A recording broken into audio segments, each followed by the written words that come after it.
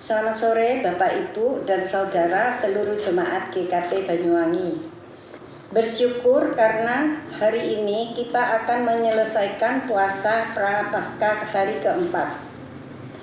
Kejahatan kepada sesama bersumber pada kejahatan kepada Tuhan.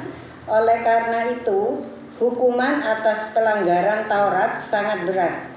Mari sebelum kita mulai pembinaan iman pada sore hari ini, kita mengambil saat teduh sejenak.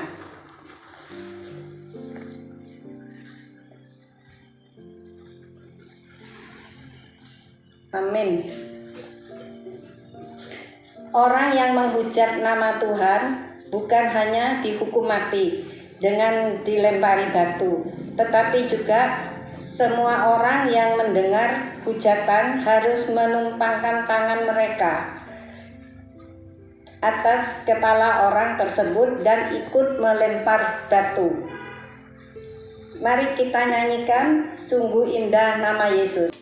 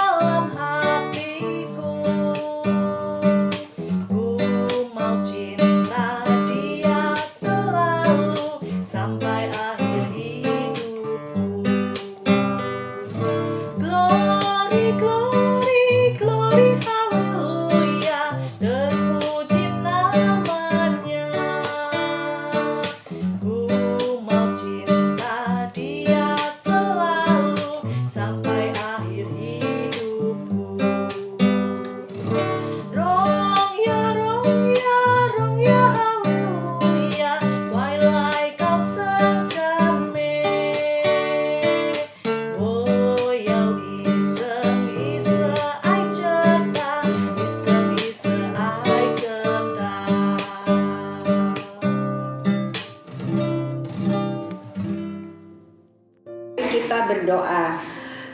Bapa di surga, kami bersyukur kalau pada sore hari ini masih bisa mengikuti persekutuan usia bahagia. Kiranya Tuhan memimpin persekutuan ini dari awal sampai selesai. Dalam nama Tuhan Yesus kami berdoa. Amin.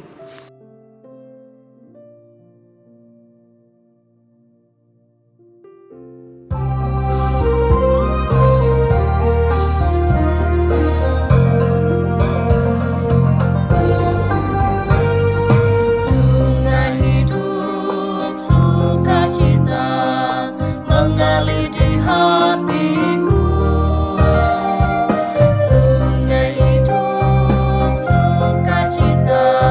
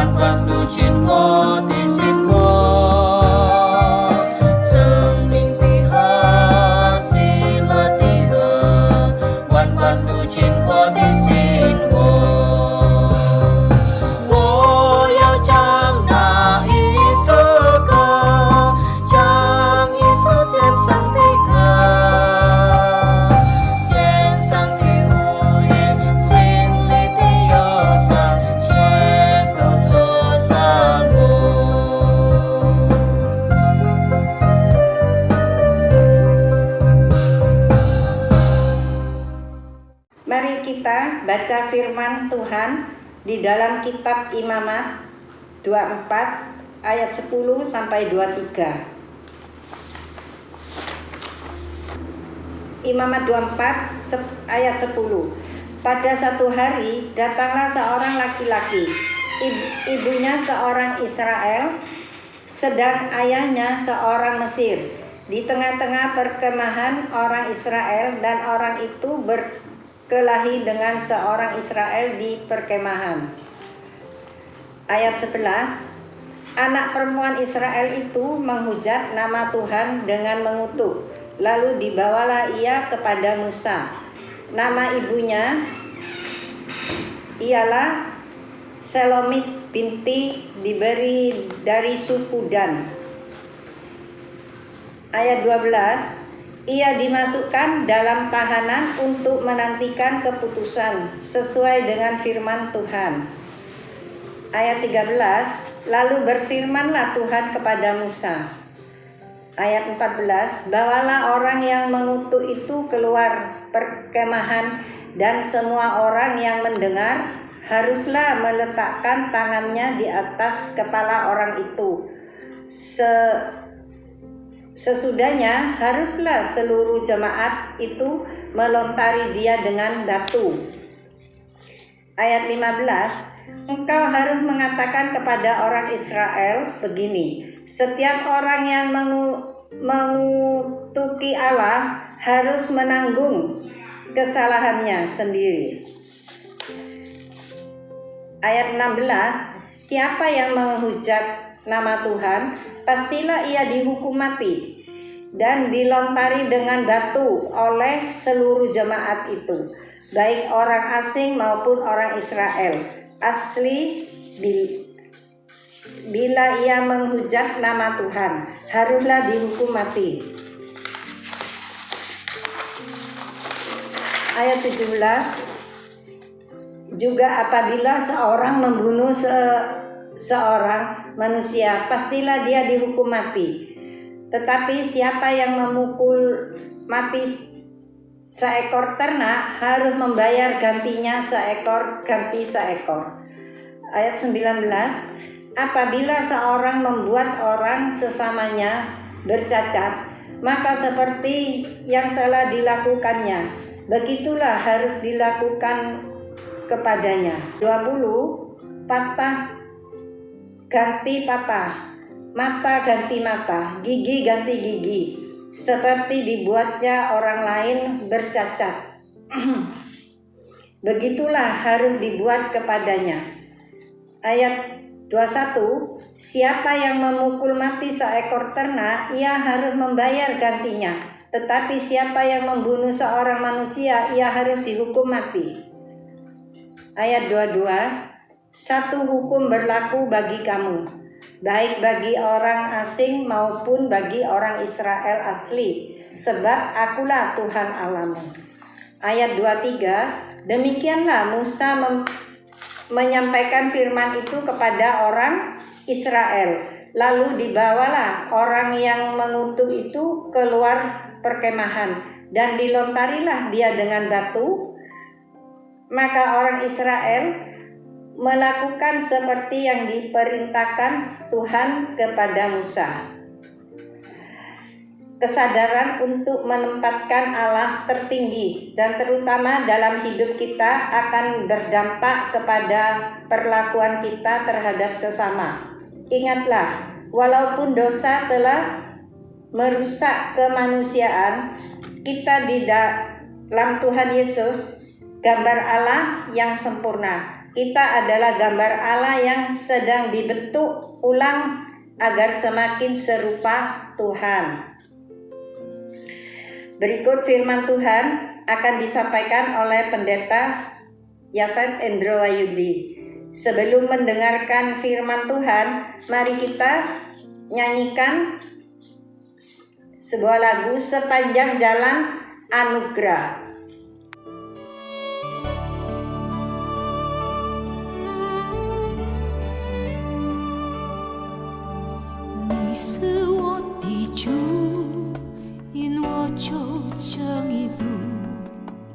高山或里谷，都是你在保护。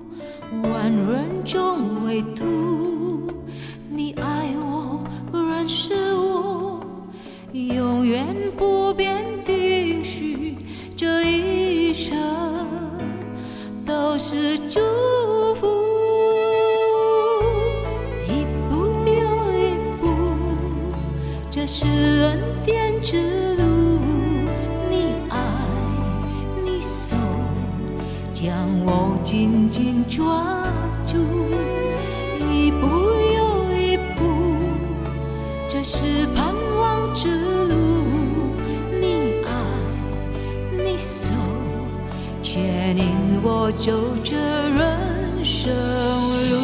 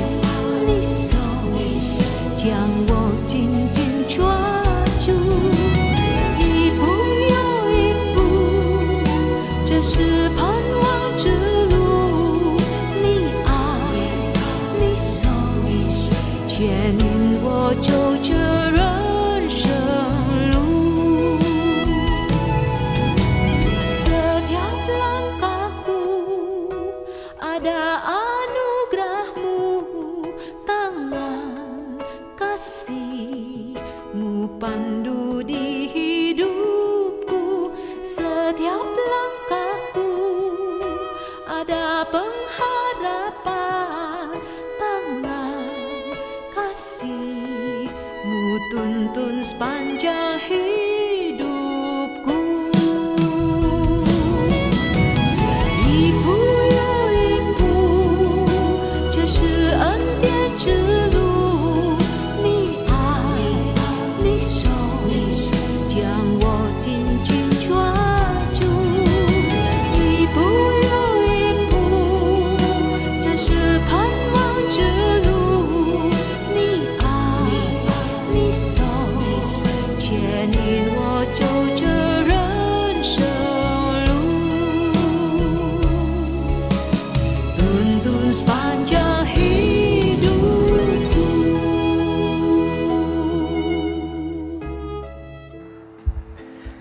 Shalom Bapak Ibu Saudara, mari bersama-sama sebelum kita mendengarkan suara Tuhan berbicara bagi kita, terlebih dahulu kita masuk dalam doa.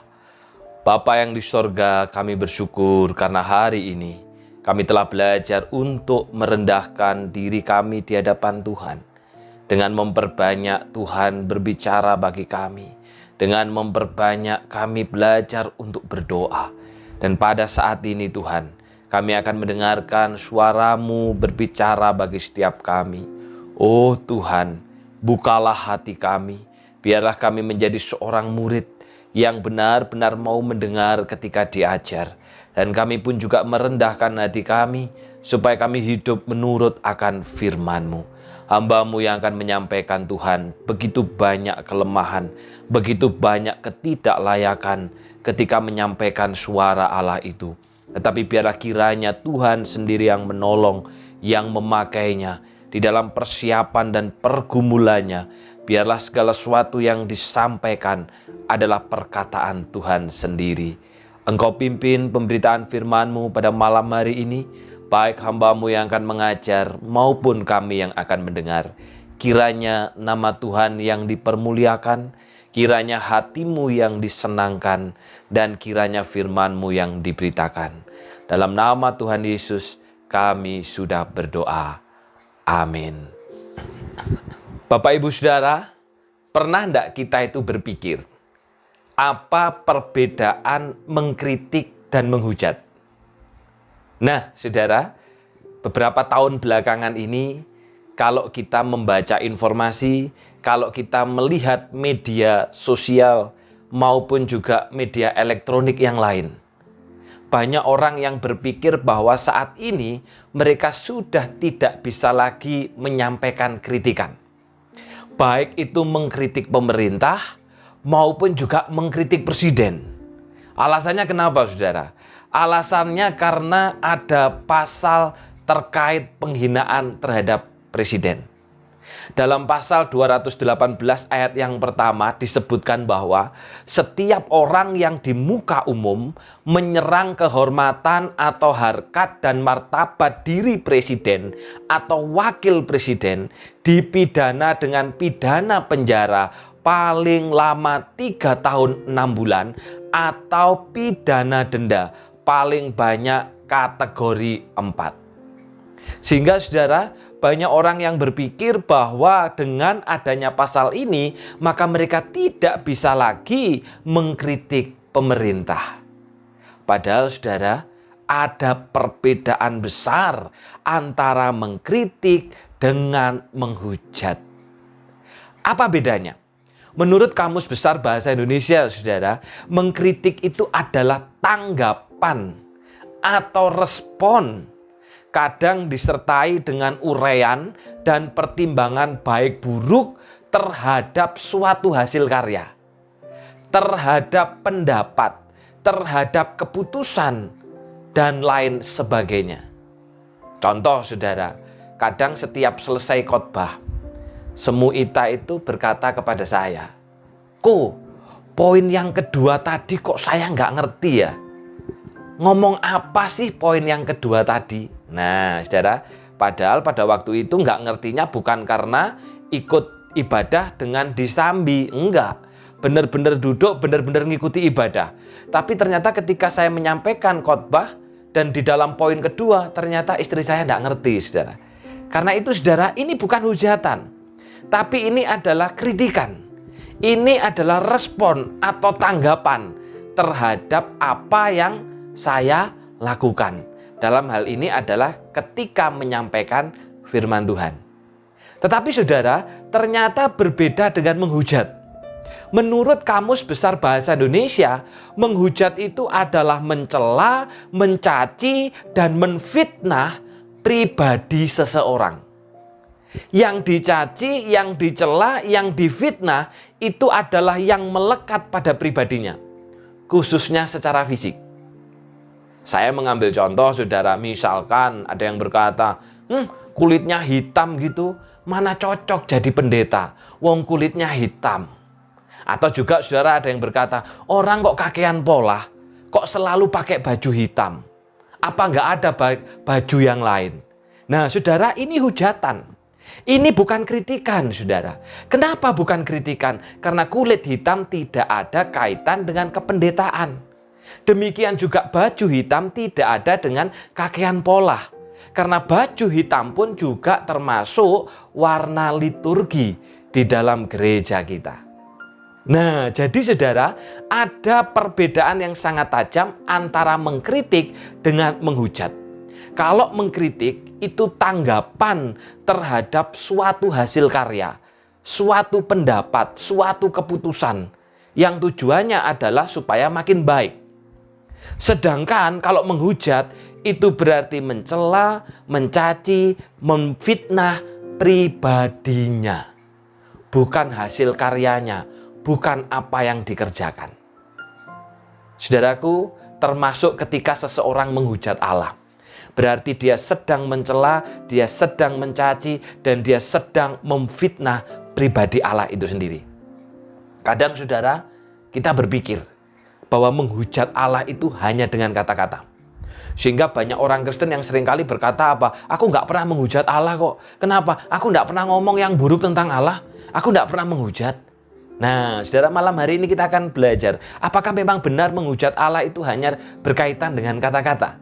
Dalam Imamat 24 ayat yang ke-10, saudara, firman Tuhan katakan, pada suatu hari datanglah seorang laki-laki. Ibunya seorang Israel, sedang ayahnya seorang Mesir. Di tengah-tengah perkemahan orang Israel. Dan orang itu berkelahi dengan seorang Israel di perkemahan.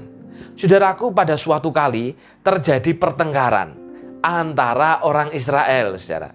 Identitas dari dua orang yang bertengkar ini tidak dijelaskan secara lengkap oleh Alkitab. Namun saudara, salah satu pelakunya ibunya adalah seorang Israel, sedangkan ayahnya adalah seorang Mesir. Nah saudara, jadi di tengah-tengah orang Israel, laki-laki ini yang bertengkar ini itu adalah campuran, bukan orang Israel totok. Katakanlah seperti itu saudara ya. Mungkin kalau saya pakai bahasa kita itu ya misalkan orang yang ampiang lah.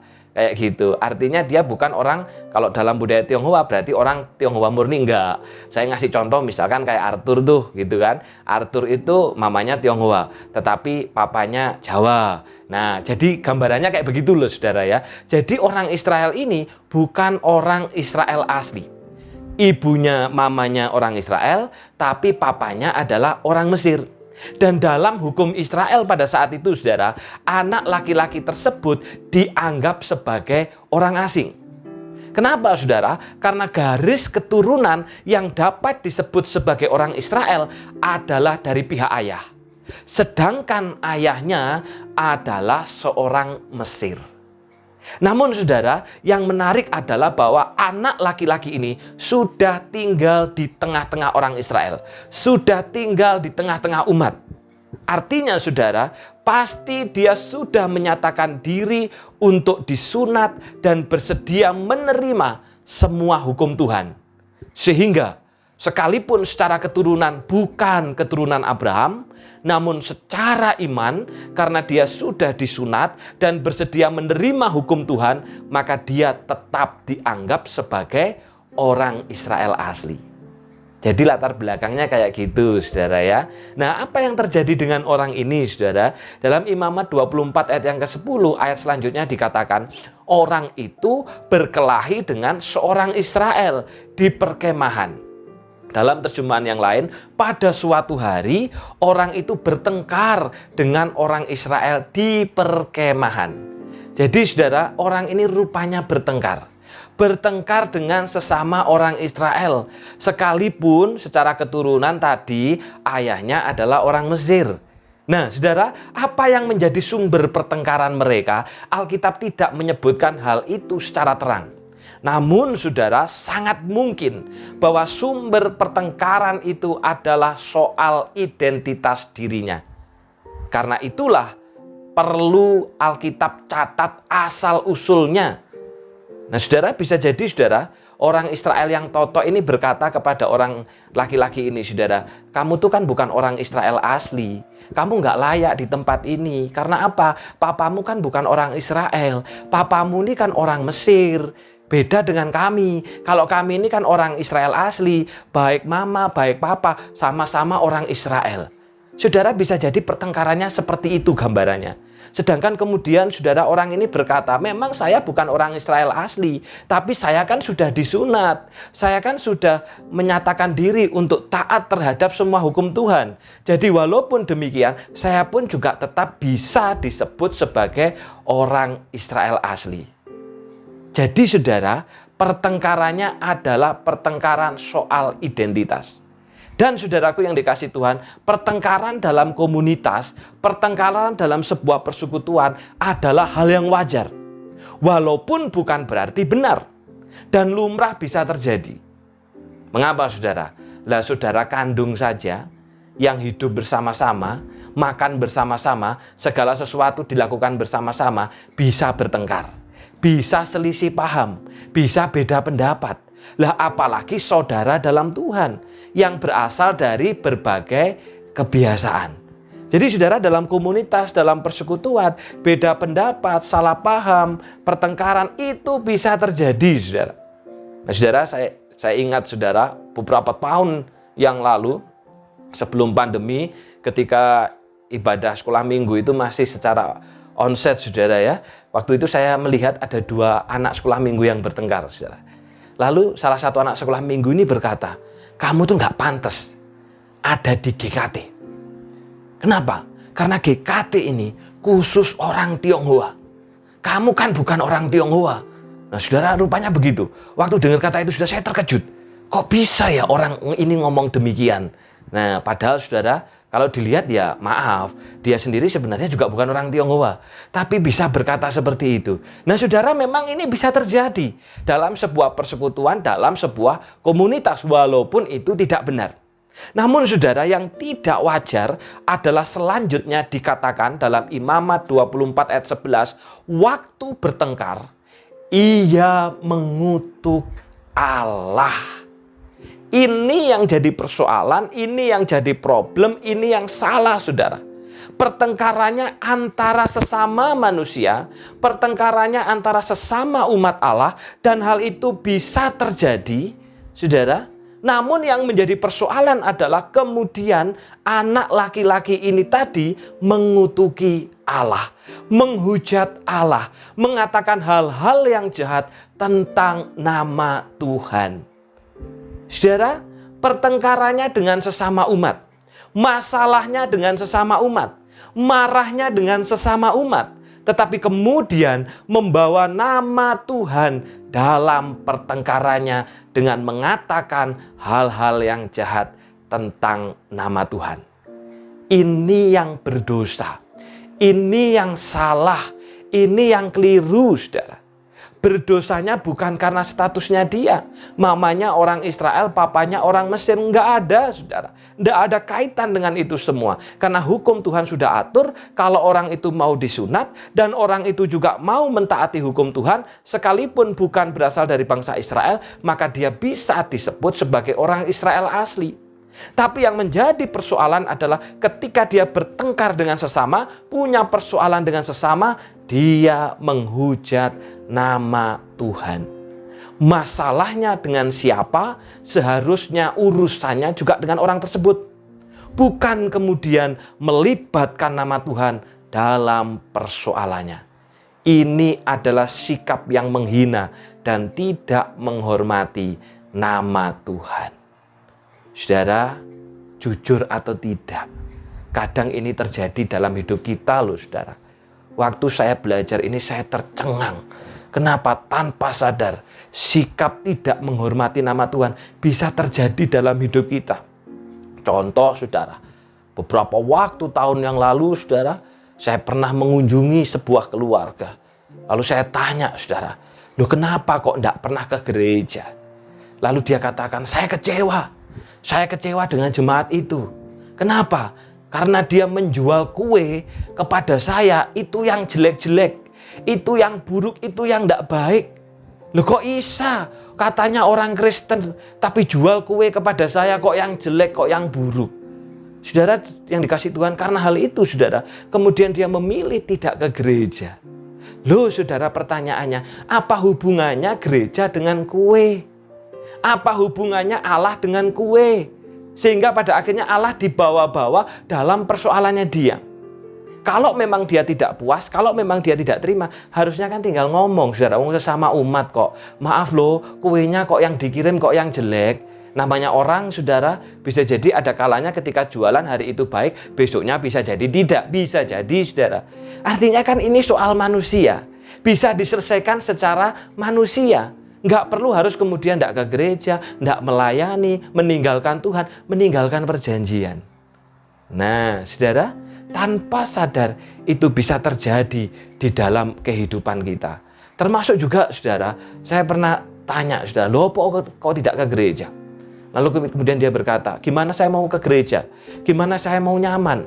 Tiap kali saya ke gereja, saya selalu dilihati oleh seluruh jemaat. Karena itu, ya sudah, saya milih tidak ke gereja. Loh, saudara, apa hubungannya antara Allah dengan dilihati semua jemaat? Oh, namanya punya mata kok, saudara. Ya pasti lihat kan begitu. Saudara, tidak mungkin kita tidak dilihat, kan pasti juga dilihat. Nah, saudaraku yang dikasih Tuhan, urusannya dengan manusia, tetapi kita melibatkan Allah yang tidak ada kaitan, yang tidak ada hubungan, maka sesungguhnya firman Tuhan malam hari ini mengajarkan kepada kita, kita pun sudah menghina dan tidak menghormati nama Tuhan. Termasuk juga, saudara, ketika ada yang ditanya, loh kenapa tidak melayani? Iya, saya tidak mau melayani. Kenapa? Lah itu loh pemimpin gereja. Masa pemimpin gereja kok seperti itu? Kok tidak memberi contoh yang baik? Kok tidak memberikan pengaruh yang baik? Nah, saudaraku yang dikasih Tuhan, itu juga salah. Kenapa salah, saudara? Karena tetap pemimpin gereja adalah manusia. Walaupun bukan berarti saya membenarkan.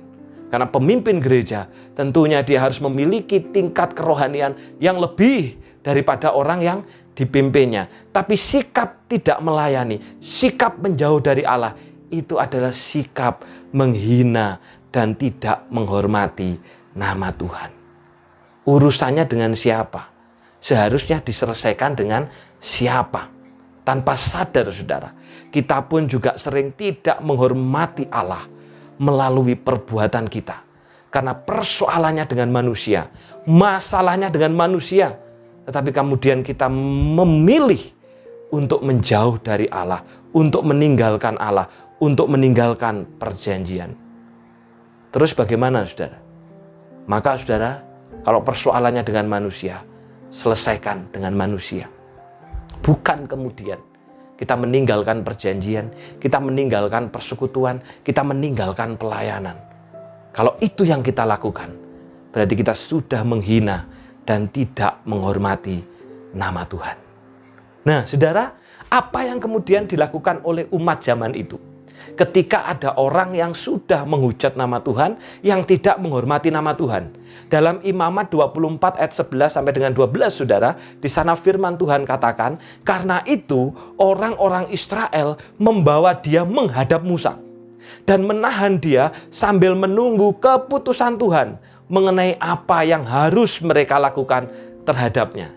Perhatikan, saudara, meskipun yang melakukan ini bukan orang Israel asli, dan meskipun juga dia sudah melakukan penghujatan terhadap nama Tuhan, namun, saudara, umat tidak main hakim sendiri. Mereka tidak menghukum berdasarkan diskriminasi. Mereka tidak menghukum berdasarkan kesukuan maupun juga kesukaan. Oh, karena nggak sama, tak hukum. Oh, karena sama, ya jangan dihukum. Oh, saya suka kok sama dia. Oh, ya jangan dihukum dong, kan saya suka. Kalau saya nggak suka, berarti baru dihukum. Tidak, saudara. Tetapi, saudara, mereka membawa orang ini untuk menghadap Musa dan menahan dia sambil menunggu keputusan Tuhan mengenai apa yang harus mereka lakukan terhadapnya. Jadi hebat, saudara ya. Keputusan itu dilakukan berdasarkan aturan. Bukan karena berdasarkan kesukuan maupun juga berdasarkan kesukaan. Tapi aturan. Bukan kalau satu suku, oh nggak usah pakai aturan. Kalau nggak satu suku, baru pakai aturan. Kalau suka, oh ya jangan pakai aturan dong. Kalau nggak suka, oh ya harus pakai aturan ini. Kenapa? Saya nggak suka kok. Nah, bukan begitu, saudara. Tapi berdasarkan aturan. Dan kemudian, saudara, dalam Imamat 24 ayat 13 sampai dengan 14, di sana firman Tuhan katakan, Tuhan berkata kepada Musa, bawalah orang itu keluar perkemahan. Setiap orang yang telah mendengar dia mengutuk, harus meletakkan tangannya di atas kepala orang itu untuk memberi kesaksian bahwa dia bersalah. Saudara, Tuhan yang berkata ini adalah hakim yang adil. Walau demikian, saudara, dia tidak serta-merta menghukum. Tuhan bisa saja melenyapkan orang ini seperti yang dialami oleh Nadab dan Abihu, anak-anak dari Imam Harun, yang pada waktu membakar ukupan, saudara, dia membawa api yang bukan daripada api yang seharusnya. Di mana seharusnya yang membawa Harun, bukan mereka, saudara. Karena mereka sudah melanggar kekudusan dan kehormatan nama Tuhan, maka langsung Tuhan kirim api. Disambar, habis, terbakar. Saudara, Tuhan bisa melakukan itu. Namun pertanyaannya, saudara, kenapa Tuhan tidak melakukan itu? Bukankah yang dilakukan oleh laki-laki ini sama juga telah menghina dan tidak menghormati kekudusan serta nama Tuhan? Mengapa, saudara? Nah, saudaraku, hujat itu akar katanya adalah perbuatan kurang ajar oleh manusia yang menghina kehormatan Allah dengan mencela, mencaci, dan menfitnah. Dengan menghujat, saudara, orang ini sudah tidak menghormati Allah. Dan ini bukan karena keselio lidah. Jadi bukan karena keselio, saudara ya. Aduh, maaf, kok tadi saya menghujat ya. Keselio tadi, maksud saya bukan begitu. Tidak, saudara. Artinya sudah dipikirkan dengan matang. Hujatan dalam bentuk kata-kata ini, saudara, dilakukan di tengah-tengah umat yang bukan hanya merusak nama Allah, tetapi juga dapat merusak persekutuan antar umat. Bayangkan, saudara, kalau tiba-tiba kemudian Allah itu langsung sambar aja pakai api, itu orang langsung terbakar, langsung lenyap sudah, finish. Bayangkan betapa banyak orang yang sudah mendengar. Lalu apa yang akan mereka pikirkan? Mereka nggak ngerti salahnya di mana, kelirunya di mana, saudara. Nah, karena itu, saudara, Allah tidak langsung melenyapkan orang itu. Sebaliknya, Tuhan meminta supaya setiap orang yang telah mendengar dia mengutuk, meletakkan tangannya di atas kepala orang itu untuk memberi kesaksian bahwa dia bersalah. Hukuman dijalankan bukan berdasarkan suka atau tidak suka, tapi berdasarkan kesaksian. Dan orang yang memberi kesaksian, saudara, harus meletakkan tangannya di atas kepala orang tersebut. Untuk apa? Opo-oka harus meletakkan tangannya di atas kepala orang itu. Artinya, saudara, apabila yang dia saksikan adalah kebohongan, maka dia akan menerima hukuman yang sama dengan apa yang telah dia saksikan. Kenapa, saudara? Karena ini menyangkut kata-kata yang dilakukan di tengah-tengah umat. Banyak yang mendengar, dan ini sangat berbahaya karena bisa merusak persekutuan antar umat. Dan setelah itu, saudara, firman Tuhan katakan dalam Imamat 24 ayat 14, sesudahnya haruslah seluruh jemaat itu melontari dia dengan batu sampai mati. Baru, saudara, setelah ada yang memberi kesaksian, dilihat oleh banyak orang di dalam persidangan, saudara, hukuman itu berdasarkan kesaksian, bukan kesukaan atau tidak, saudara. Baru kemudian dia dilempari dengan batu sampai mati karena sudah melanggar, menghina kekudusan dan kehormatan nama Tuhan. Saudara, dalam perjanjian baru pun, saudara, disempurnakan dalam Markus 3 ayat 9. Tetapi apabila seorang menghujat Roh Kudus, ia tidak mendapat ampun selama-lamanya. Jadi, saudara, bukan hanya berlaku dalam perjanjian lama, dalam perjanjian baru pun juga berlaku. Orang yang melanggar, menghina kekudusan dan kehormatan nama Tuhan tidak akan mendapatkan pengampunan. Karena itu, saudaraku yang dikasihi dalam nama Tuhan, hati-hati dengan setiap perkataan kita. Baik itu lisan maupun tulisan, saudara. Hati-hati. Kadang kita berpikir, saudara, gak apa-apa kita buat aja status. Toh juga habis itu hilang. Tidak loh, saudara. Apapun yang kita tulis di Facebook, di Instagram, itu akan terus tersimpan, saudara. Dan itu akan menjadi data yang tidak pernah hilang sebenarnya di situ. Kalau tidak percaya saudara, kadang kita sempat kan, oh ini 8 tahun yang lalu, oh kata-kata ini 1 tahun yang lalu, muncul kembali saudara. Karena itu saudara, hati-hati dengan setiap perkataan kita. Karena hujat itu sama dengan fitnah. Dan fitnah bukan keselio lidah, namun berasal dari dalam hati yang sudah disiapkan secara matang. Setelah memfitnah saudara, kita tidak bisa berkata, oh maaf, sorry, maksud saya loh bukan gitu. Nggak bisa saudara. Karena Allah akan meminta tanggung jawab dari setiap apa yang telah kita katakan. Saudara, Walter Forbes adalah seorang pria yang dipenjara selama 40 tahun. Dan itu karena fitnahan seseorang, saudara. Lalu saudara, setelah dia menjalani masa hukuman, pada waktu itu dia dihukum umur 23, saudara. Karena difitnah telah membakar sebuah tempat makan atau mungkin ini tempat untuk nongkrong dan sebagainya, saudara. Lalu kemudian setelah umur 23 itu, saudara, dia dipenjara. Padahal saudara, dia bercita-cita untuk menjadi seorang kontraktor, untuk menjadi seorang pengusaha. Tapi saudara, karena fitnahan seseorang, akhirnya dia dipenjara. Lalu kemudian saudara, orang yang memberikan fitnahan ini saudara, lalu dia menyesal dan kemudian dia melaporkan kembali ke pengadilan dan dia memberi kesaksian bahwa sebenarnya apa yang telah dia sampaikan itu adalah bohong atau palsu. Namun saudara, walaupun demikian, tidak semudah itu saudara. Ternyata masih harus diproses, masih harus diselidiki kembali, masih harus dicermati kembali. Dan itu membutuhkan waktu bertahun-tahun. Sampai akhirnya ketika Walter Forbes ini berusia 63 tahun, baru dia bisa dibebaskan. 40 tahun saudara, hidupnya dihabiskan di dalam penjara karena fitnahan. Apakah mudah saudara berkata, aduh sorry bro, waktu itu lo nggak kayak gitu. Udah 40 tahun loh saudara. Hidupnya orang di penjara, hidupnya orang kita buat susah saudara. Karena itu saudaraku yang dikasihi Tuhan, firman Tuhan hari ini mengingatkan kepada kita.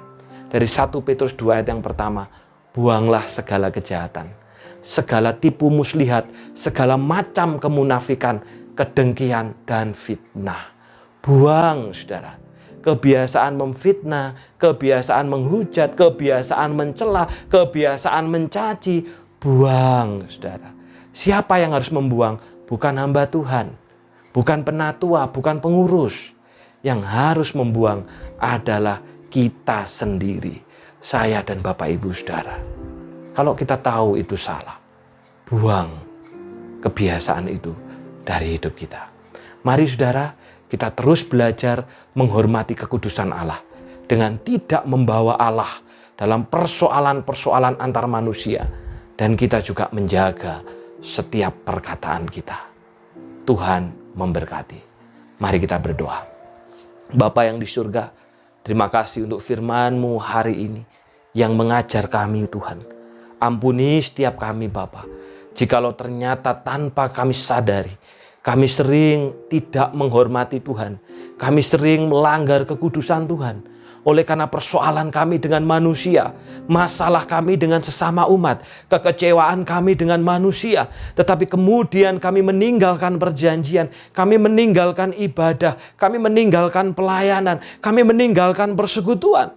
Ampuni kami ya Bapa, karena kami telah tidak menghormati Engkau. Karena kami telah menghina kekudusan dan kehormatan nama Tuhan.